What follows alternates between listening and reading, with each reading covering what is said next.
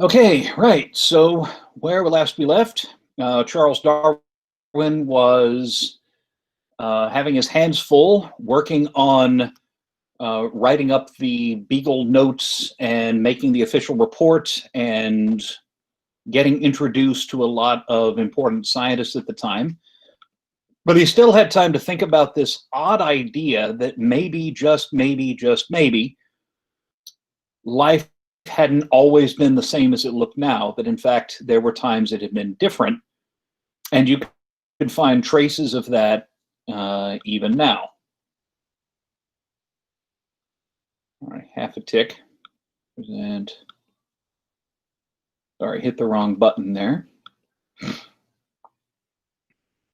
So there we go. And if that were true, that would seem to explain a lot of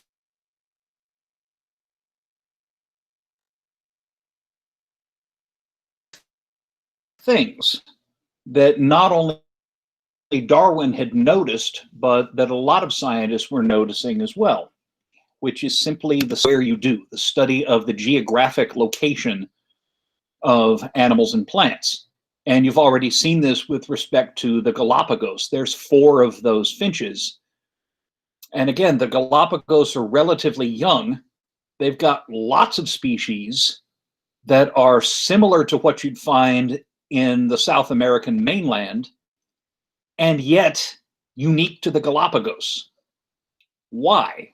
What are all those species doing there? Why do you have woodpecker finches and not woodpeckers? Why do you have finches with beaks like a parrot and no actual parrots? What's going on there? Why do you find this combination of similarity and uniqueness? For the record, this is not the only place in the world where Darwin could have spotted this sort of thing. If the Beagle had taken another course and ended up in Hawaii, I'd be teaching very much the same thing, except instead of talking about hunt creepers, type of bird that lives in the Hawaiian Islands and also shows adaptations to lots of different lifestyles. If Darwin had spent more time in the South Pacific Islands, we might be talking about Darwin's snails and not Darwin's finches. But you get phenomena like this everywhere you look. If we've got time on Wednesday, I'll actually talk about a specific one that you could go out and observe. Take you about 2 days drive to get there, but it's not hard to get to at all. And you could see some of what Darwin was seeing. Darwin also noted that if you looked at anatomy, you found things like this. That's the bones for a human hand in the center. On the right, it's the skeleton of a seal. On the left, the skeleton of a bat wing. And obviously they do very different things. A bat wing flies, a seal flipper swims, the human hand plays the Rachmaninoff Second Piano Concerto or whatever it is that it does. They're adapted to do very different things, and yet you could match them up bone for bone. If you look at your own thumb, you'll notice that it's got 1 fewer joint than the other 4 fingers. If you look at the seal flipper, you'll notice that the digit, the quote finger on the left-hand side also has 1 fewer joint than the rest, even though the seal doesn't use that the way you use your thumb. The seal, all those digits are basically encased in a web of skin and muscle and can't be moved independently. They're not fingers, they're part of a flipper. Why do you have that structural similarity there? Why do you have it? It's not as easy to see, but I promise you it's there in the clawed thumb of the bat wing. Why do you have, the same number and the same basic geometric arrangement of wrist bones in the human hand, the seal flipper, and although it's not obvious in the picture, the bat wing? Why do you find this basic structure in things like a dog's paw or a cat's paw, or even allowing for some bones getting lost, a cow's hoof or a horse's hoof or a pig's trotter, or a whale flipper? Why do these structures that are as different in function as a bat wing, a human hand, and a seal flipper, why are they all built with the same basic arrangement of bones, just, stretched out or thickened or made thin or otherwise modified? Why are they all built on the same basic plan? Why? There were other scientists at the time who had pointed out that if you looked at embryos, if you looked at organisms developing from fertilized eggs, species that were very different when they were adults might have very similar embryos. Down below, you have, or on the left, you've got an earlier and a later embryo of a turtle. And on the right, you've got an earlier and later embryo of a chicken. And you'll notice that the turtle in the later embryo has developed a shell. And of course, it will continue to have that. The chicken embryo is different from the turtle embryo now. You could easily tell them apart. If you look at the stages that are earlier than that, up at the top, you can hardly tell an embryonic turtle from an embryonic chicken.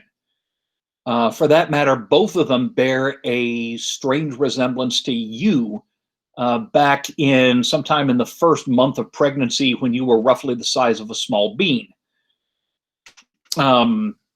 There are some differences.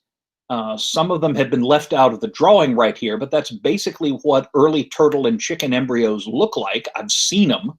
The drawings are pretty much accurate. Why should critters that are as different as a turtle and a chicken as adults go through embryonic stages in the egg that are so similar you could hardly tell them apart? Why? Why should there be that similarity in the first place? Why should chickens go through a stage where they're indistinguishable from turtles? Why should those similarities even exist? What are they doing there? Darwin had already noted that there were fossils that seemed to blend the features of what would be considered very separate groups. This example was actually not found until later, but it shows the principle very nicely. This is a skeleton that turned up in a limestone quarry in southern Germany at a place called Solenhofen. It's not very big. It's roughly the size of a pigeon. You can see the skull over at the top, kind of on the left-hand side. The neck is actually bent backwards because that's the position that this critter died in. It died, and as its muscles contracted, it went, and that neck bent. That's actually fairly common. And it's got claws on its hands and feet. It's got separate little fingers on its hands. You can't see it in this picture, but it has teeth. And it has a very long, bony tail, and it's got a flat breastbone, a sternum, and it would be pretty uncontroversially a small dinosaur with funny-shaped hands, except for the fact that in this particular quarry, fossils are so well preserved that you can sometimes see features of the skin, and this thing was covered in feathers. It happens to be called Archaeopteryx lithographica. It was the first of what we now know are a lot of fossils that mix features of what we would now consider very separate biological groups, reptiles and birds. Why should you find critters that mix features of what we'd now call very separate biological groups? This thing has teeth like a dinosaur, and a flat breastbone like a dinosaur, and claws on the hands like a dinosaur, and a long tail like a dinosaur, but it's got feathers like a bird, and it probably could fly, albeit maybe not that well. And it's one of many fossils that we have that show mixtures of features from groups that are now considered very separate from each other. Mixtures of features from what we'd now call different classes or different orders. How'd that happen? I don't know. Darwin also pointed to structures that we call vestigial.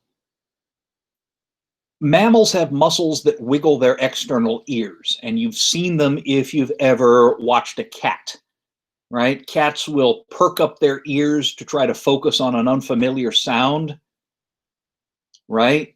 You have a peacefully sleeping cat and you open a can of cat food in the next room, and that cat will immediately perk up its ears. The cat, of course, will move its ears back if it's about to bite you. Not that mine ever did that.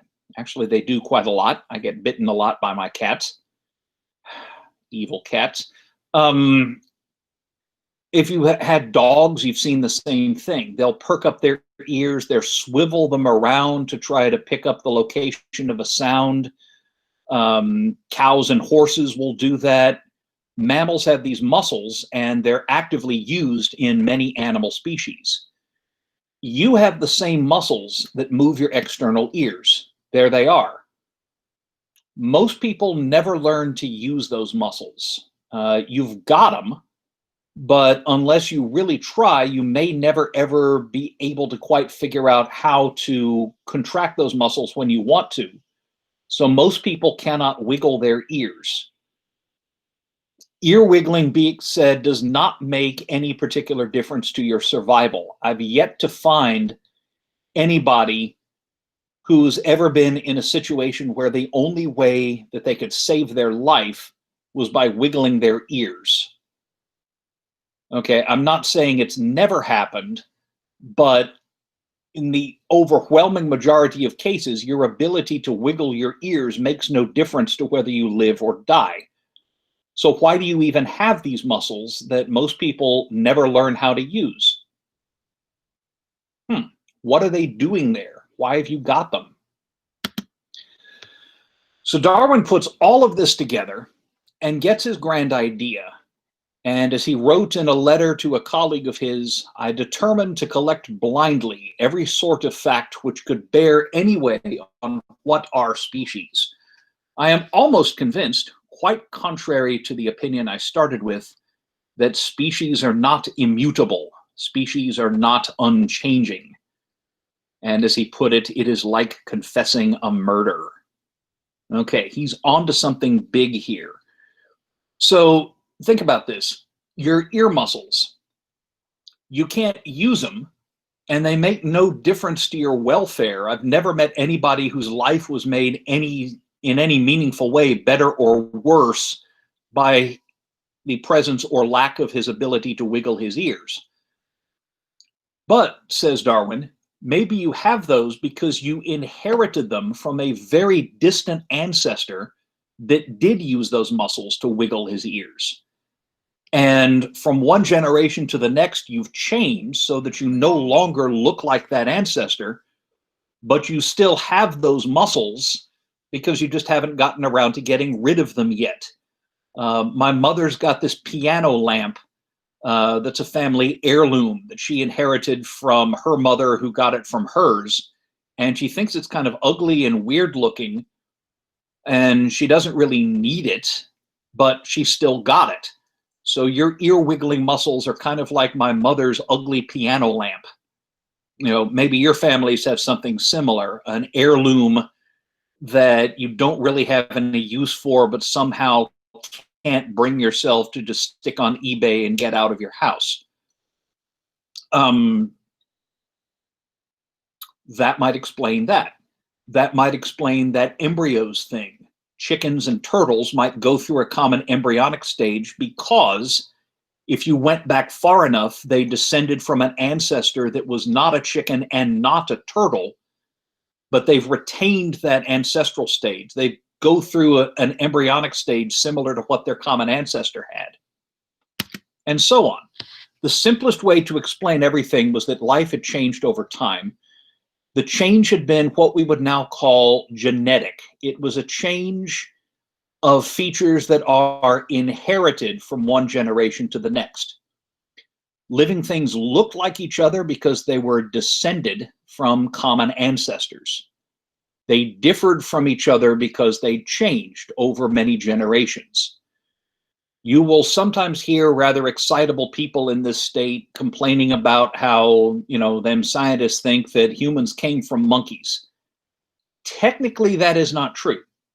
Technically, what we think is that if we could trace your ancestry far enough back, we could trace it back to a critter that was neither exactly human nor exactly a monkey in the modern sense, and yet was an ancestor to both.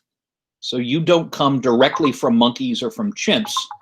They're not your direct ancestors. They are your cousins. You share more recent common ancestors with chimps and monkeys than you do with banana plants or psilocybin mushrooms or green pond scum or something like that. And there's a diagram from one of Darwin's early notebooks on the subject.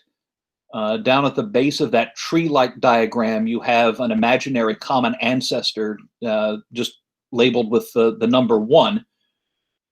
And as time goes by, that ancestral species starts branching and dividing, giving rise to new species that Darwin calls A, B, C, and D.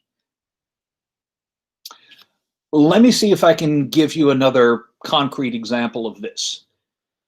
Back in the days when I used to have a phone book, I found that you could look in the Conway phone book and there were about 20 listings for somebody named Freyaldenhoven. I guess if you do, Google search and just look for people named Freyaldenhoven, you'll find that quite a lot of them live in Conway, Arkansas. There's a number of businesses that are run by people named Freyaldenhoven. Freyaldenhoven's greenhouse is not that far from where I live. Freyaldenhoven Heating and Air Conditioning is another business in town. I don't know if you've heard the radio jingle. That's where I'm going, Freyaldenhoven. That's where I'm going, Freyaldenhoven. I had a student named Freyaldenhoven years ago. My wife had to go to a neurologist once named Freyaldenhoven. Central Arkansas is practically dripping Freyaldenhovens. Now, here's the thing. Freyaldenhoven is a slightly unusual name, and it's not a very common one. I'd never met any Freyaldenhovens before I moved to Conway. Why are there so many Freyaldenhovens in Conway?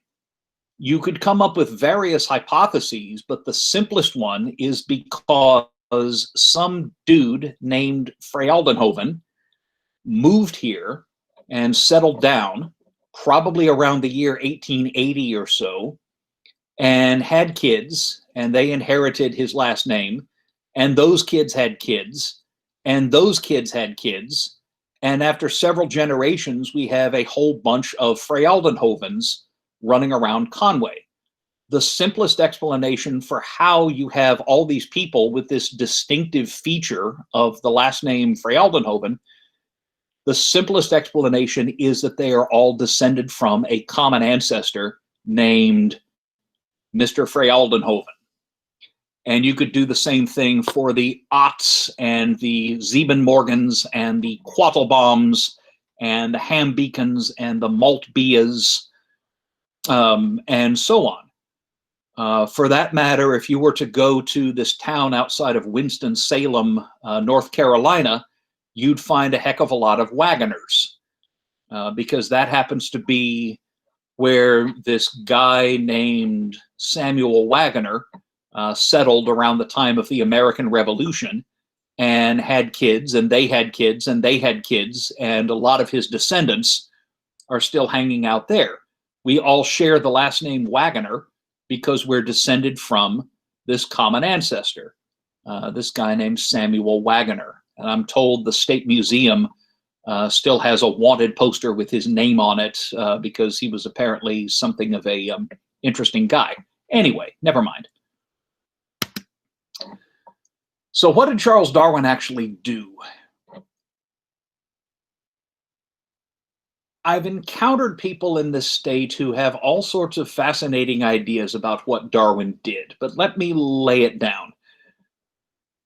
This process of change over time, simply put, that is biological evolution. And it's what I specialize in. I'm an evolutionary biologist when I'm not coming up with ways to torment you clowns. And all it is change over time. There's a lot of things that evolution isn't, but that's basically what it is. It's history applied to life science, history applied to life. And Darwin was not the first person to come up with the idea. In fact, you can trace it back to some of the ancient Greek philosophers. It's a very old idea. But first of all, Darwin gathered more evidence from more areas of science that evolution had happened than anybody had done, and published it in a book called On the Origin of Species in 1859. And in that book, he also proposed a mechanism for how change had happened, what made living things change. It's all very well and good to say that they are doing it, but what is causing that change to happen? What's the driving force? And it's a mechanism that could be observed and that we can observe today, that we can study happening all around us. You will have to make do with a simulation in the lab that's coming up this Thursday, but that will at least give you a taste as to how the process works in the real world. It's a mechanism called natural selection. How does that work, Dr. Wagner? Well, Darwin had been reading a book. He read a lot. He was a very widely read man. And he picked up a book by a chap by the name of Thomas Malthus called On the Principles of Population. Malthus had argued that human populations were doomed to always outgrow their own food supply. You could increase the amount of food that was available to people by, clearing more land or breeding better crops or developing new plows or fertilizers or things like that. But even if you did that, a human population always had the potential to grow so large that it would outstrip its own food supply, and some people were bound to go hungry. Darwin later wrote that under these circumstances, favorable variations would tend to be preserved and unfavorable ones would be destroyed. The result would be the formation of a new species. Okay. Populations of living things are capable of doing what we call exponential growth. We'll talk about what that means again at the very end of the course. Let's just say that in exponential growth, a population doubles over a fixed time interval.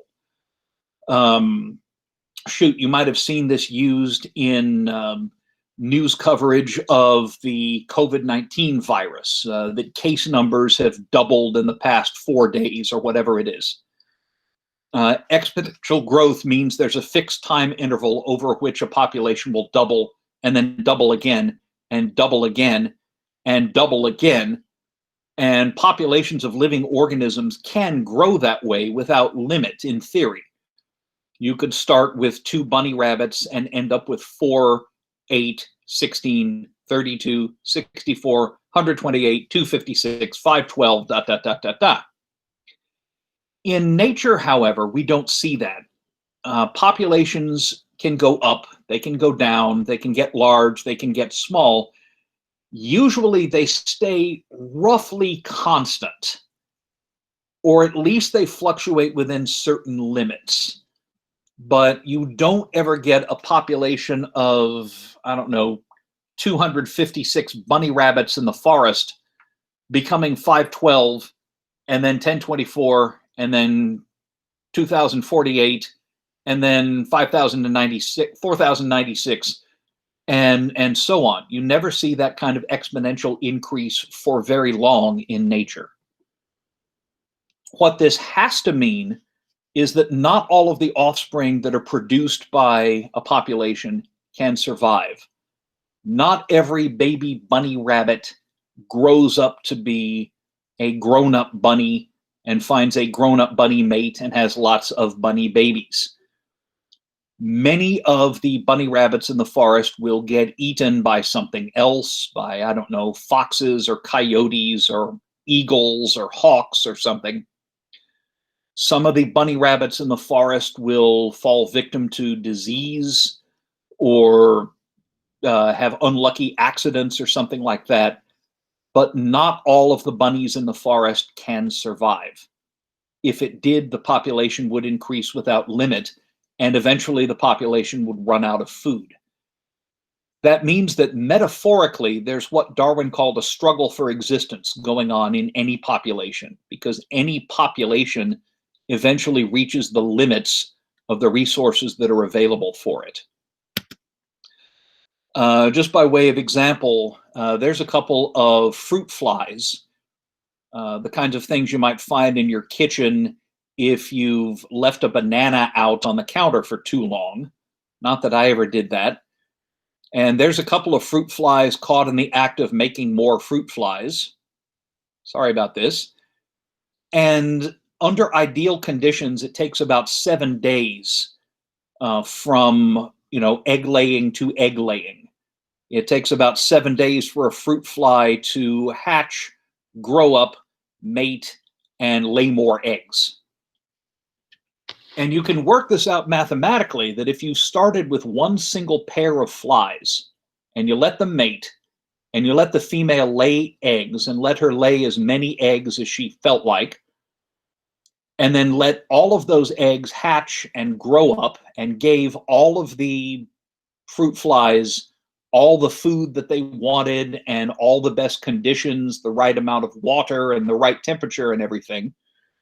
And if you kept on doing that, in 1 year, what you would end up with is a ball of flies the size of the Earth, which is kind of gross. This doesn't actually happen in the real world. Fruit fly populations can get pretty big, but we've never had a ball of flies the size of the Earth.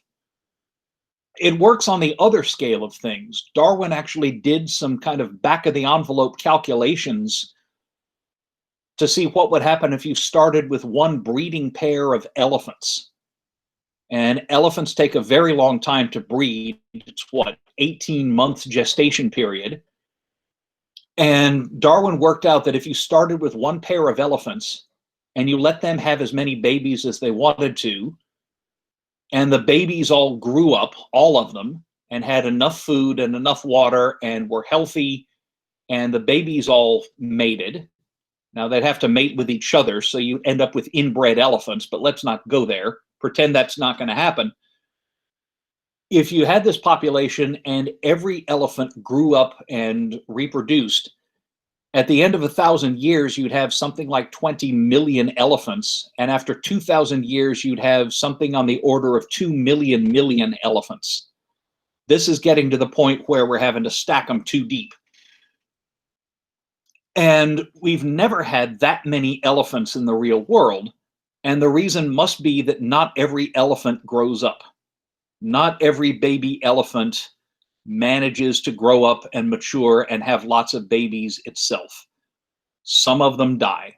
Some of them maybe of disease, some of predators, some by accident, some of starvation, some because assholes shoot them.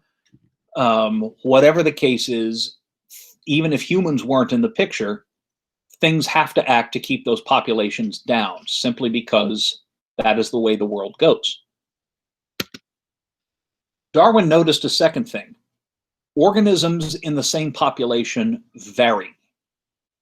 And at least in part, that variation is heritable, meaning that offspring tend to look like their parents. Offspring show features that their parents also had.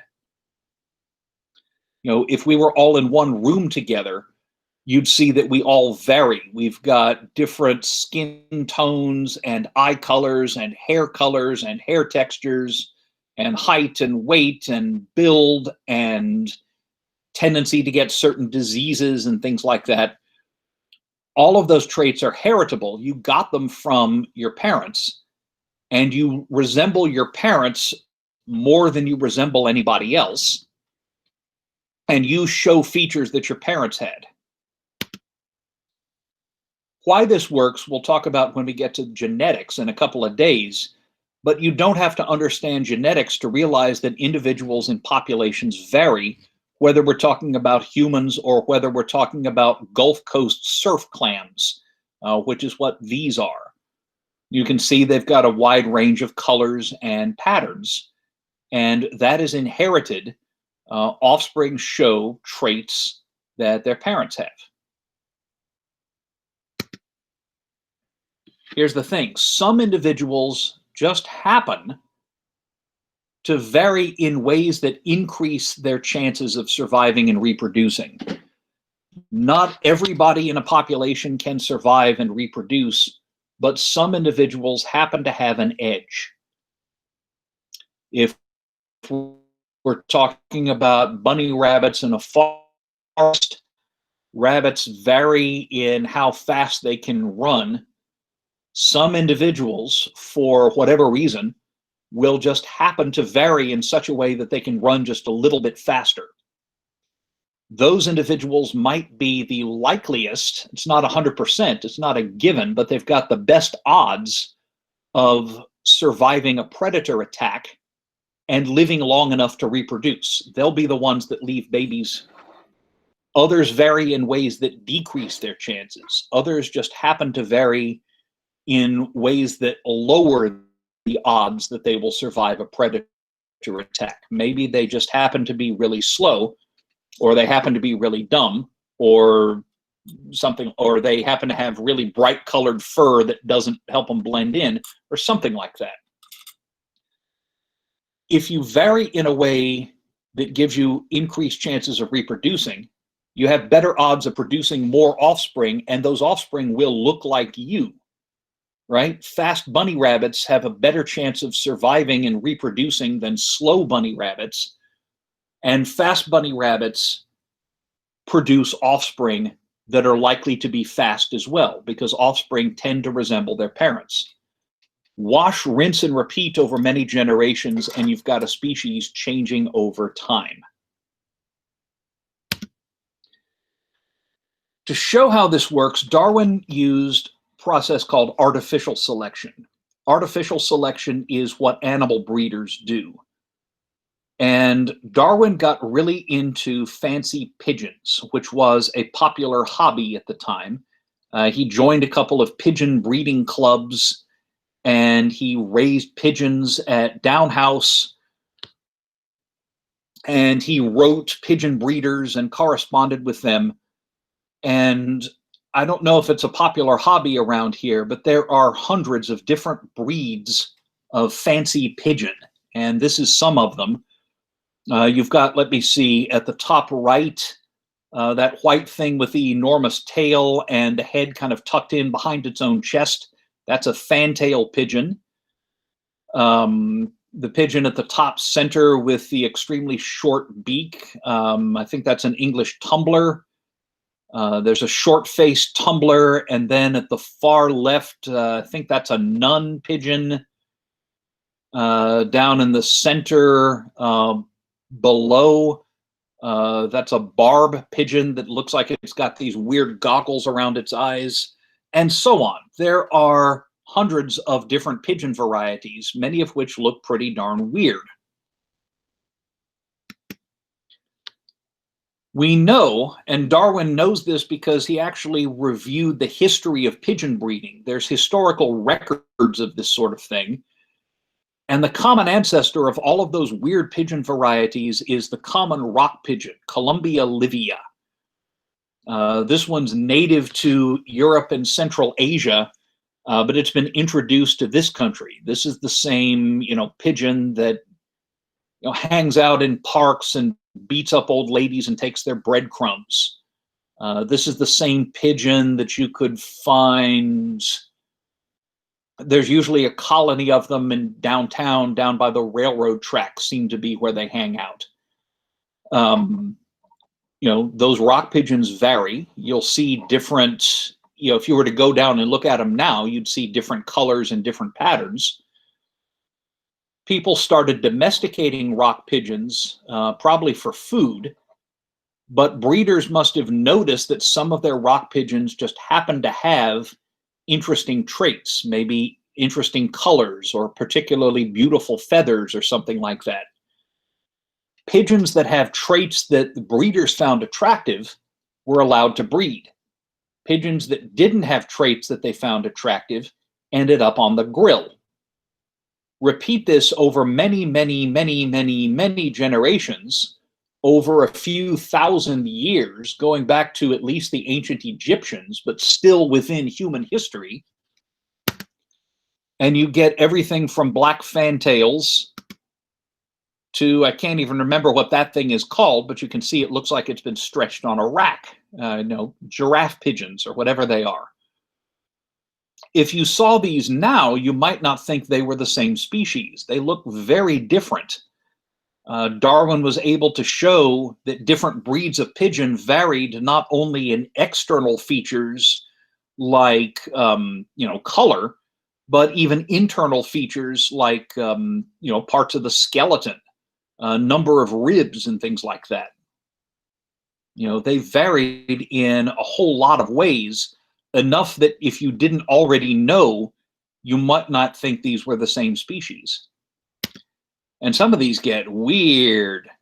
On the left, the Bukhara trumpeter, with these two great big poofs of feathers that completely hide its head. I promise you there is a head in there, but it's not obvious as to where it is.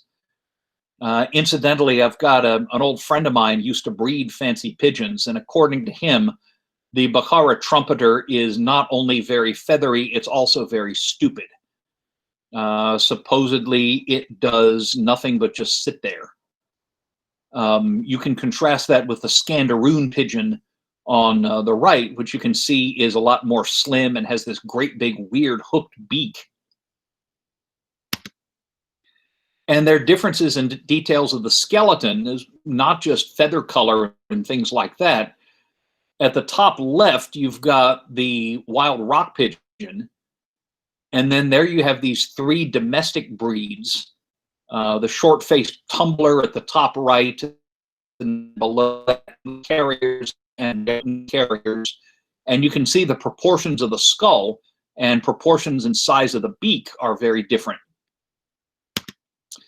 And you can even modify behavior patterns through artificial selection. Parlor roller pigeons shown on the right can't fly, but they will turn somersaults on the ground. And I've actually seen some YouTube footage of people rolling their parlor roller pigeons. It looks kind of like a feathered version of bocce ball. In the middle, the English short-faced tumbler can fly, and it's noted for turning backflips in midair. The homing pigeon has been bred for speed and navigation. This is the pigeon that people use for races. You take your pigeon and you drive it very far away and then release it to navigate home, and it can fly at an average of 50 miles an hour and find its way home from as far away as 1,100 miles. Pigeons like this used to be used to carry messages. If you've ever heard of a carrier pigeon, this is what they're talking about. And so even intelligence and behavior patterns have been modified in domestic pigeons through this process of artificial selection. Breeders pick out traits that they like, because pigeons vary, because everybody varies.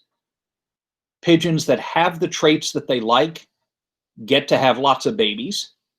Pigeons that don't have the traits that they like end up roasted. Repeat this over many, many generations, maybe not even within one person's lifespan, but over many, and you can end up with pigeon breeds that are radically different from each other in every aspect of how they look and how they behave. And varieties can become almost indefinitely different from each other. On the left, the common rock pigeon, Columbia livia, that's the one we think is the ancestor of all of our domestic pigeons. On the right, that is a bird I actually saw years ago in the Audubon Zoo in New Orleans. It's the pink-necked fruit dove of Indonesia.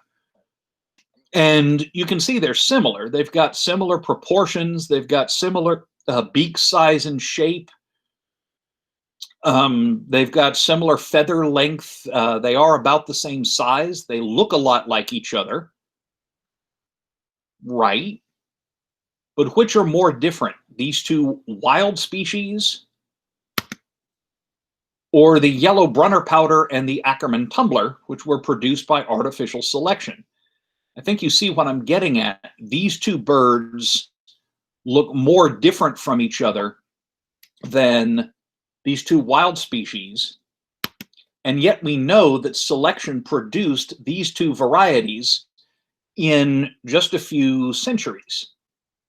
And if artificial selection can make this much change in just a few centuries, or decades even, what could natural selection do if you gave it many, many millions of years to work?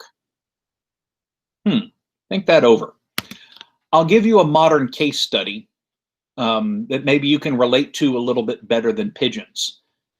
1981, there's this couple in Southern California, the Rugas, who find a stray cat, and they adopt her.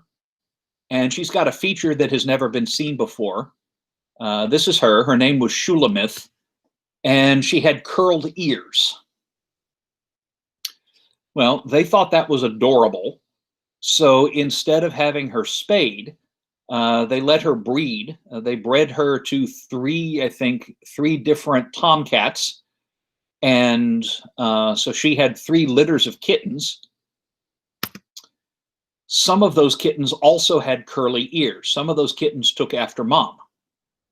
They picked out the kittens that had curly ears and bred them. Kittens that didn't have curly ears were spayed or neutered and kept as pets. You know, they weren't treated badly, but kittens that didn't have curly ears were not allowed to reproduce.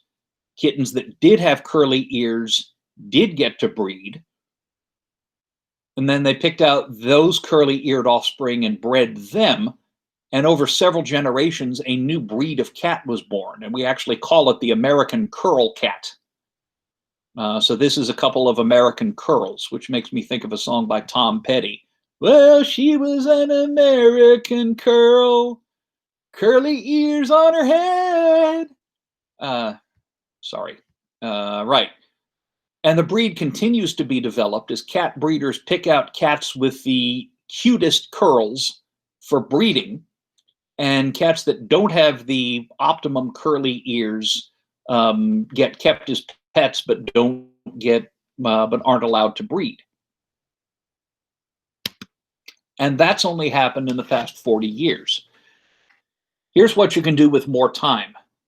This is a bad-tasting weed that lives in rotten soil. It's called Brassica oleracea. We think it started getting planted in gardens maybe around the time of the Romans. So let's say this is about 2,000 years ago. It doesn't taste great, and most people wouldn't eat it unless they were starving. But somewhere there were people, again, probably in the Roman Empire, that were stuck eating this. And they noticed that, you know, these plants would produce flowers and then seeds. And if they planted a bunch of seeds in their garden, the cabbages that they grew varied in flavor. Some tasted better than others. Some might be bigger than others. Some might be disease resistant more than others. They'd pick out the cabbage plants that had features that they liked, save seeds from those desirable cabbage plants for breeding. The cabbage plants that don't have those desirable traits end up in the stir fry. Repeat this over many generations of cabbage, and you get not only domestic cabbage, but broccoli, cauliflower, kohlrabi, that lumpy thing you see at the lower left right there. That's a type of cabbage with a big swollen stem called kohlrabi. Brussels sprouts there on the bottom right, plus kale, collard greens. All of these descend from wild cabbage. This gave rise to all of those. And the reason is that for several thousand years, farmers and gardeners have saved the seeds from their largest and tastiest plants, planted those seeds, thrown out the worst plants. If you're a plant that has desirable traits, you get to have seeds and pass those traits on to the next generation. If you're a plant that doesn't have such desirable traits, you end up in the stew. Wash, rinse, and repeat over many generations, over a couple of thousand years, and you've got species that look radically different from each other. You might not know that cabbage, kohlrabi, Brussels sprouts, and broccoli are the same species, but in fact they are. Or here's another one. This is one of my favorites. That's the seeds of a wild grass that's native to central Mexico called teosinte. Whoops. You can eat those seeds, but there's not very many of them per plant, and they're encased in a very hard coat that has to be removed. You have to crack the seeds open and get the coats off. So people must have been fairly desperate if they're going to start eating teosinte grass seeds. But people did, and they must have figured out that if they planted these seeds, they'd get more teosinte plants. And somewhere they figured out that if they planted seeds from plants with large digestible seeds, they'd get more plants with large digestible seeds. So plants that didn't produce the largest and most digestible seeds didn't get to breed. Plants that did produce large digestible seeds, they would save some of those seeds and use that to plant the next generation. So if you repeat that process through many generations and you always save the seeds with the very best traits, there's your end result.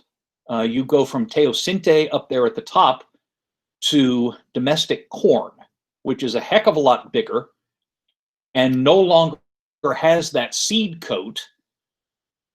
So you don't have to crack it before you can eat it, and consists of over 300 different varieties. The sweet corn that you'd eat is corn on the cob.